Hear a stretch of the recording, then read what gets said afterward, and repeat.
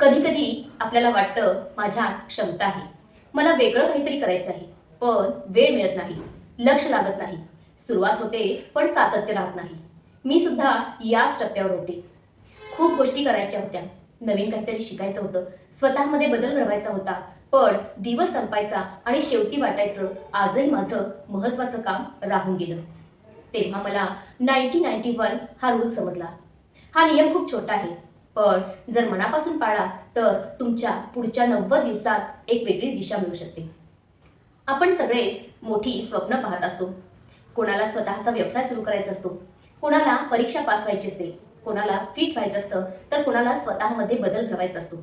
पण समस्या आपल्या स्वप्नांमध्ये नसते, ती असते आपल्या लक्ष्याची. आपली ऊर्जा अनेक छोट्या छोट्या गोष्टींमध्ये विभागली जाते. मोबाईल, सोशल मीडिया आणि इतर लोक काय करत आहेत याचा विचार. आणि शेवटी आपलं स्वतःचं स्वप्न मागे पडतं.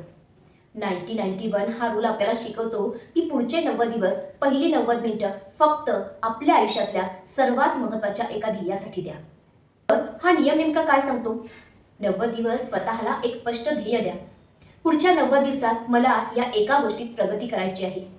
दररोजची, सकाळची किंवा तुमची सर्वात प्रोडक्टिव्ह वेळ निवडा आणि त्या वेळेत फक्त तुमच्या ध्येयावर काम करा. फोन नाही, नोटिफिकेशन नाही, इतर काम नाही, फक्त तुम्ही आणि तुमचं स्वप्न. एका वेळी एकाच गोष्टीवर लक्ष केंद्रित करा. कारण अनेक दिशांना धावणारी व्यक्ती कुठेही पोहोचत नाही, पण एकाच दिशेने जाणारी व्यक्ती नक्कीच पुढे जाते. हा नियम समजावून घेतला तेव्हा मला जाणवलं की यश मिळवण्यासाठी जास्त वेळ देण्याची गरज नाही. कधी कधी फक्त योग्य दिशेने दिलेला थोडासा वेळही पुरेसा असतो.